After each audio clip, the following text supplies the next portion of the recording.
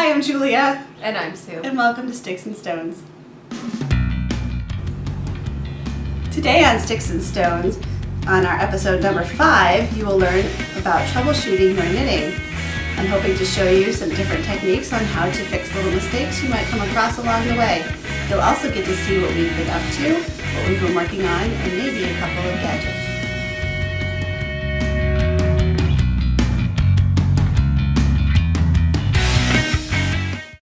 So we're back. We are back. And what have you been working on? Not a whole heck of a lot. It's the end of the school year, yes. And we are doing not much of anything but school year. Yes. Spending a lot of time figuring out the end of school activities is what I did. But I did take a break last week and I went to New York City. And I bought a whole bunch of fun things. Fun. So I bought trims that I'm going to make into belts. These were fun, and I was going to put the two together and make it reversible, but they kind of don't go together, and then I found belt buckles that match each one, so now I have to make 2 belts. I like those a lot. Those are really pretty. Yeah, so those are fun, and I also bought some fabric that I thought this would make a fun cover-up for the beach. Oh, neat, yeah. We'll see. I've never made a cover-up before, so, but we went to Mood to buy this stuff. Mood's the fabric store that's featured on Project Runway. So it was kind of fun being there and seeing all the fabrics. It's really like millions and millions of fabrics. Yeah, so that. Cool. And then we also hit up a couple of bead stores and got lots and lots of beads. I got these beads from a company called CJS Supply, and you have to have a sales tax ID to get in there. Wow. But they have vintage, and it's a warehouse within a building, and it was a lot of fun. You literally have to dig through boxes and boxes and boxes to find fun. all these I like that. fun beads like this. And so all of these were in that one store?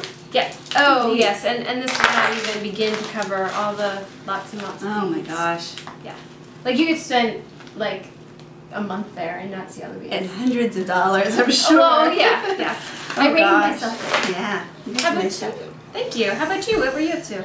Well, I know you expected me to have about 6 things finished, but I have nothing finished. Nothing at all. So, but I did make 2/3 of sock. There you go. It's part of a sock. Yeah, finish. it's a teeny sock, and it's actually a Christmas present from last year. So I figured I had to finish it. Sometimes that happens. Yeah, this is the hat heel pattern from nitty.com, and the neat thing about this and why I'm having fun with it is it starts with the heel, and you make basically a little hat with ear flaps down the sides, and then you pick up around it and make a toe, and pick up the other end and make a cuff. Oh, that's fun. So it makes it kind of neat looking. It's really funky, and of course my daughter absolutely loves it because it's not normal, and it's quick. I like the yarn. Yeah, this is, well, I don't remember what it is, but I can tell you about it later. It's just a standard yarn you get in a box store. It's nothing fancy, but the colors are really fun. So They are. So it was one skein of yarn has all these different colors in it. yeah, they call it self-striping. Huh. Fun. Or faux aisle, I guess, is another way of looking at it, because it looks like you're doing more than one color in some rows. Nice. So that's something I did. And then I also did some spinning. I don't spin often, mostly. Is this like when you get on the bike and you ride? No, I should be doing that kind of spinning, but no, it's not that That's the kind of spinning. spinning I know. I have an Ashford Traveler wheel, which I pull out now and again, and I've had this on the bobbin and the other half just sitting around for probably 6 months now. I just kind of let it go. This is a wool and silk blend that I bought at New Jersey Sheep and Wool almost 2 years ago, and I finally am getting around to finishing it. I finished the second bobbin last night, so I'm going to apply them together one of these days. What are you going to make with it? I don't know.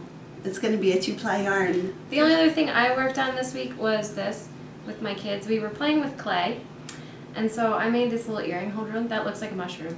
And so you take earrings, there's little holes along the edge here, and so you can hang your earrings in it like that so you don't lose them. And then I made a little space down here where you can put rings or put earrings or a necklace. So it's just something fun. I have one that's shaped like a bowl that has the holes for the earrings, and I love it. It's right next to my bed, because then you get into bed and you're like, oh, I forgot to take my earrings out. I can stick them in, and I don't even have to get out of bed. So I think I'm going to put this by the front door so that I can grab a pair on the way out when I need to look gorgeous. So that's all I've been working on. Well, let's move on to a fun thing then. We mentioned last week we were just so thrilled with all the people who've been watching and commenting, and it's just been wonderful. I can't say enough about it. So we promised you guys a giveaway, and we have both made little stitch markers. So, I used some of my beads that I just got. Yeah. So Sue made 4 and I made 4. And we're going to draw 2 people now to see who's going to get these lovely things. And you guys just have to get in touch with us if you hear your name, and we will get them right to you. So there were 9 people who commented either on the thread or commented on the blog. We count both places because I know not all the beaders would be on Ravelry, so we wanted to give them a chance too. And so I will do a random number generator here and figure out who our first winner is.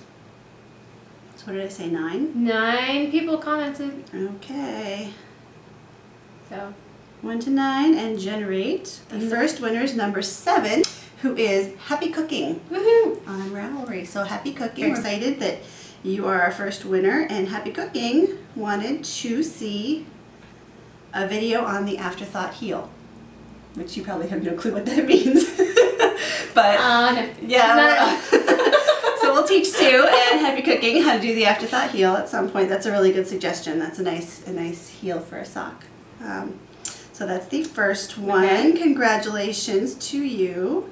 And our second winner is number 8, who is 9 Grands for Grandma, also on Ravelry. Awesome. So congratulations.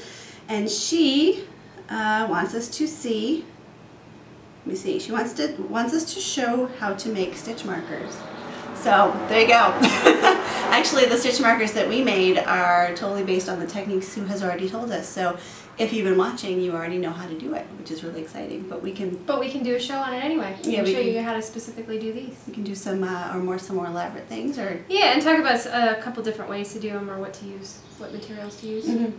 But so basically, yeah, it's just the eye pin with with it wrapped around. That's how I made them. Very good. So congratulations to Happy Cooking and 9 Grands for Grandma, and we'll give you a week or so to get in touch with us. If not, we'll get in touch with you, and we'll get these on out. Awesome. So thanks a lot. I'm so glad that everybody had some really good ideas for us. Yeah, there were a lot of good ideas for shows. We better get busy. I know.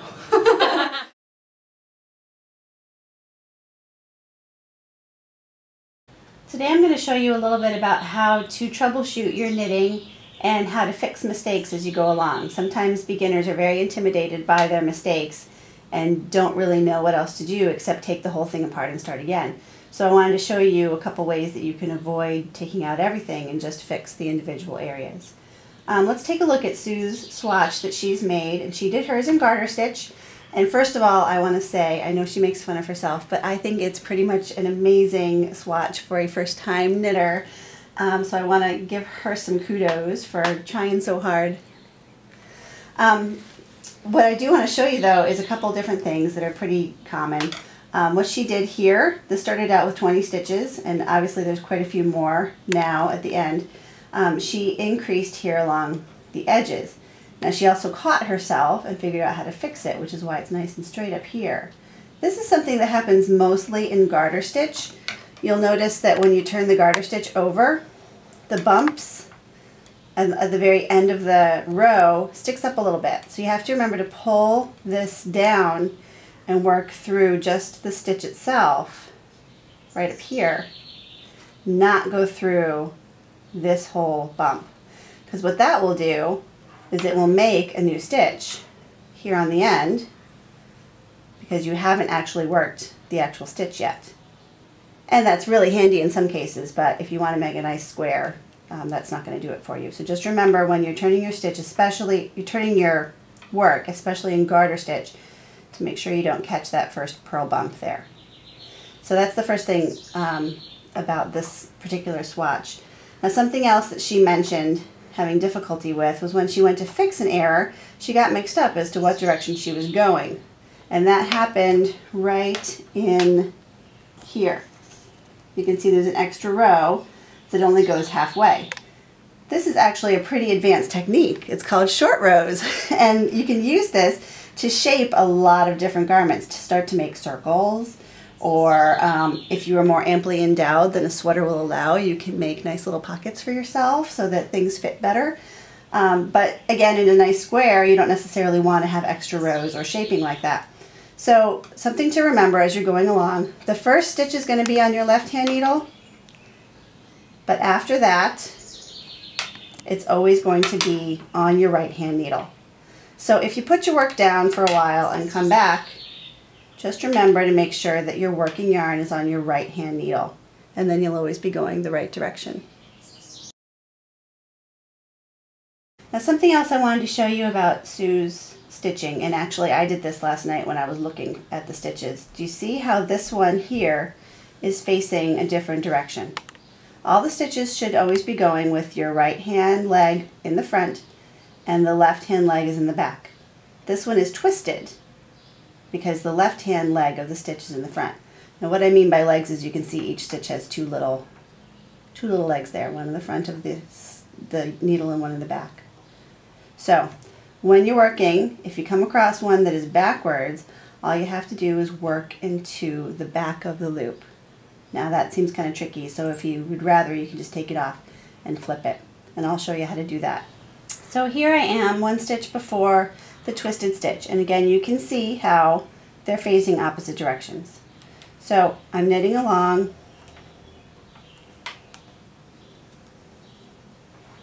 And I come to this one. Oh, it's backwards, what do I do? Now if you knit it through the front like always, you're going to come up with a twisted stitch. Plus it's a lot more difficult. But you can see now, down there at the bottom, the legs are twisted. That is also a look that you might want, but not always. So if you find one that's backwards, just knit into the back. And that will untwist your stitch. The other choice you have, if it is twisted like that, is just to take it off and flip it around and go on from there. And that's how you untwist a stitch. Sometimes you notice you might have made a mistake right away. Like here, I dropped a stitch. So I want to go back and get it, and you can do something without being too drastic that's called tinking, T-I-N-K, which is actually knit backwards. There's a lot of silly little acronyms like that around. So what you do to tink is you put your left hand needle back into the old stitch and just pull it out. And now you've replaced it back over here onto the left. Again, you'll go over here to your right, pick up the stitch underneath, and just pull it back out again. So now you're back to the stitch that fell out. You're going to grab this stitch, pick up the bar, and just loop it over the top. Oh, and see, I've dropped another one in the process, so I can show you again. Grab that stitch, pick up the bar, and pull it over the top.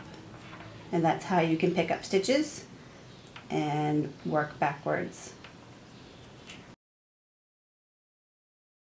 Sometimes when you're working along, you'll notice you might have an extra space, a hole like this, or maybe, something that doesn't quite look like you want it to.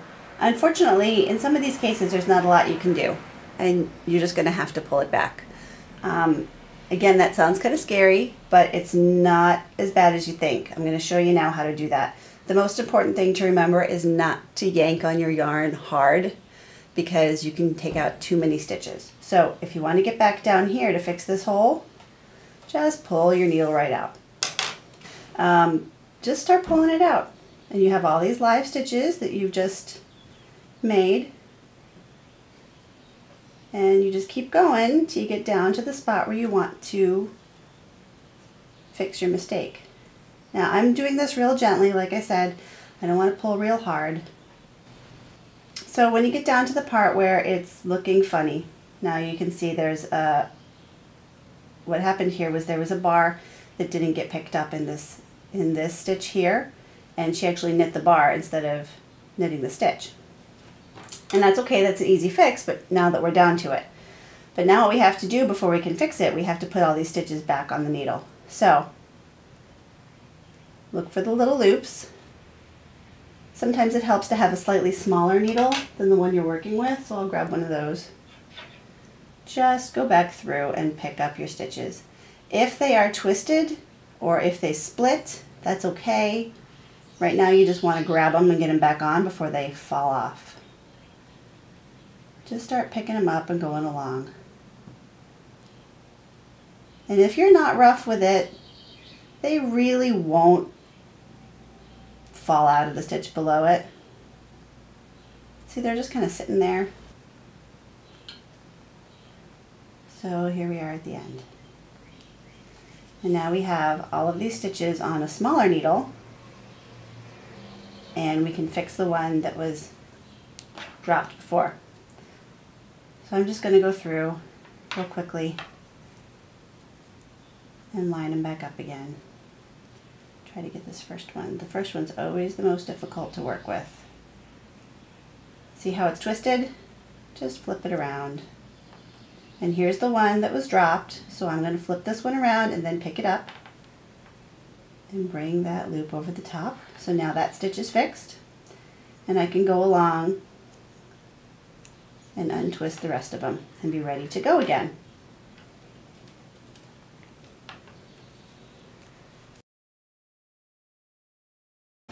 This swatch is stockinette stitch again versus the garter stitch that Sue's been working on. So I put some mistakes in here, and I'm just going to go across and show you guys how to fix them as we get there.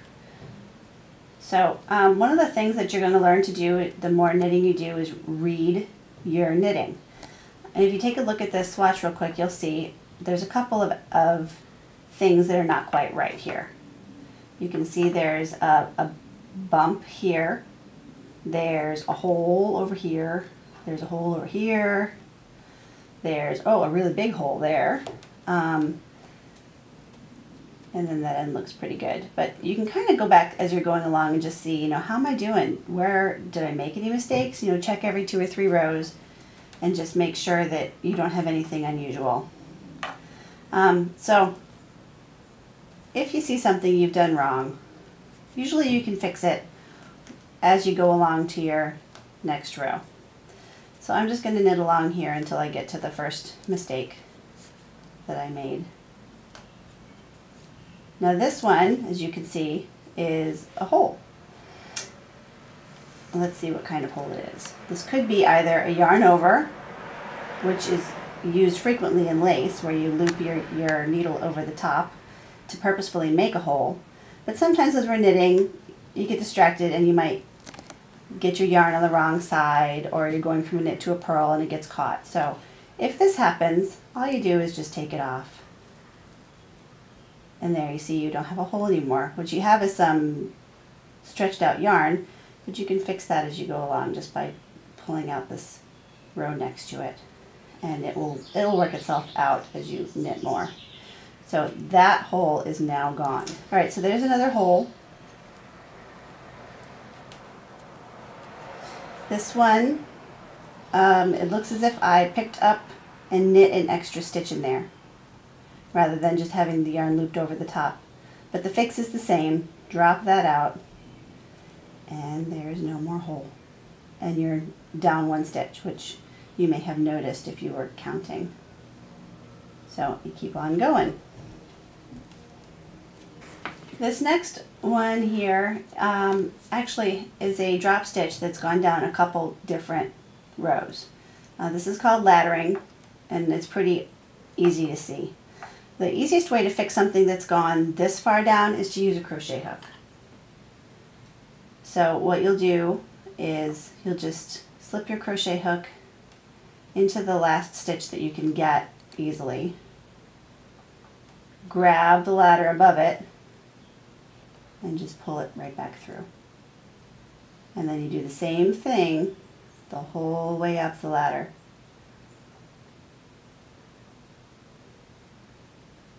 Till you get up to your needle.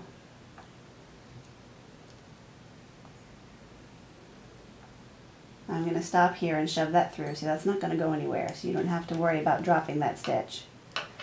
And I'll knit over to where the hook is.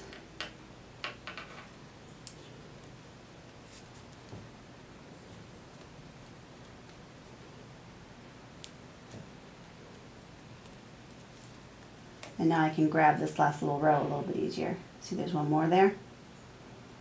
I can grab that, pull it through, and then I can stick it right back on my needle and it's ready to go. There. So all of those stitches have now been picked back up again and you wouldn't even know they were dropped. And you keep right on going. Sometimes as we're knitting, we might accidentally pick up or knit into the stitch below.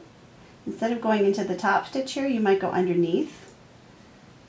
And that doesn't do anything really more than make a bump or a slightly elongated stitch as you're going along. So you probably wouldn't even notice doing that. In garter stitch, it's a little bit more obvious. But all you do again is just what I just did, pull it apart, fix that one stitch, and keep on going. Now what if you're knitting along and you get to a tight spot and you're trying to push your yarn up and oh, I did this yesterday. I pull a whole bunch off. Very carefully so you don't pull them all out. Just hook them back on again like we did before with the garter stitch. And if you've lost a couple here,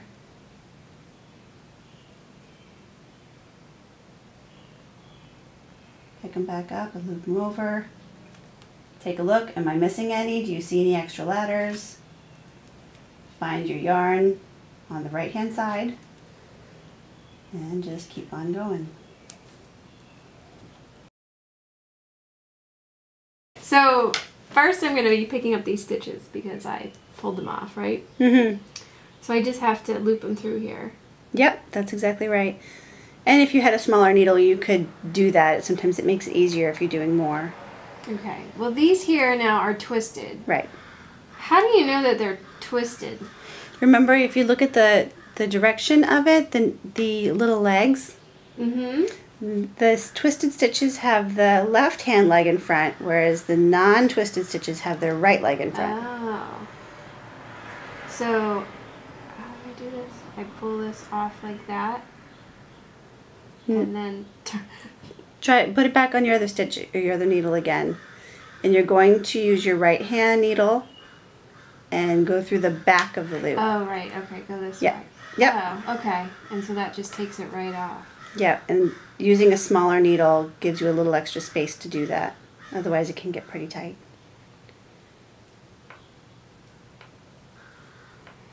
So you always work on the right, and the right is always in front, correct? It's in front when you're purling. Oh, okay. Your working yarn is always on the right though, and you should always think about your needles going from left to right. Sorry, not your needles, your yarn. Say that again. For those of us who are slow. Your yarn is always going from left to right. So you're taking the stitches off the left hand needle and putting them on the right hand needle. When you're actually knitting. Right Yes. now I'm just fixing. So. Right. Yeah, knitting or purling, your working yarn is on the right hand side. And you're taking the needles from the left and going to the right. Okay. So after I get all these stitches untwisted here, I'm almost done. Then I got to figure out how to start knitting again, because this is where I ended up with an extra row. Mm-hmm. Not just because I'm advanced. Oh, I let go of that one. But because I tried to fix a mistake and then I ended up knitting in the wrong direction. Okay, so now, but now I can't, I would have to put all these back on this other needle, right? Because my yarn is all the way over here. Right. Okay. And for that, I just am slipping them right on. Exactly. And if it's easier for you to turn it around, you can do that too. Because I'm not twisting these as I do this, right? Right. Okay. Alright, so I'm going to take these last few stitches and put them on this needle. And try not to split the yarns so that I can continue knitting.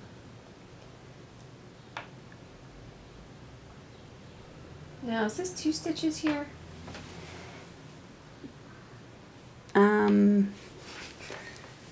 You know what, at the end of the row, because you're basically putting one stitch inside another, it can get tricky. So just pull that right off and let's see what happens. Like that? And pull your last stitch out. Just pull the yarn. Oh, pull it out this way? Yeah. And then, yeah, see now you're down to one stitch again. So if I pull that. Now pick that one up with your Am I right. Picking this one up? Yeah. And now tell me what you think you need to do. Do that? No, I have to do something fancy pants that I saw you do. No, I lost that stitch. Okay, so here we are, and this is a good thing because you may end up having to do this. So where is your working yarn? Go here. Not yet.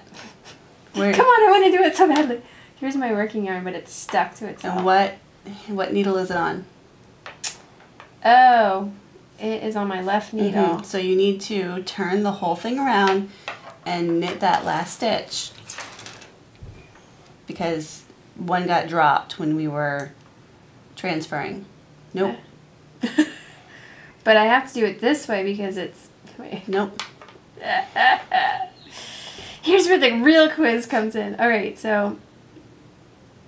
Your working yarn is on the... Oh, okay. I'm knitting this one over here. Yes. Yep.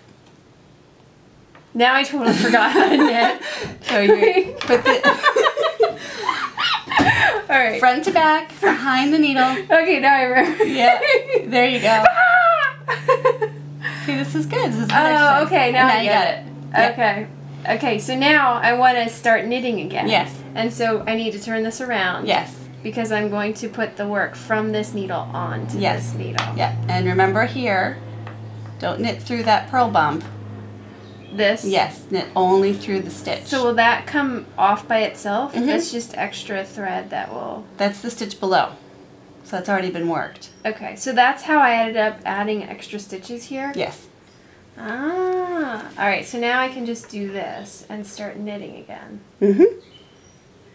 And then that'll... This is much more stretchy than I ever expect. I've always expect it to be so together, you know, solid, and then it's very stretchy. So now I split the yarn. Well, then you can just... Remember how I said we tink it? Yes. You go... You take off...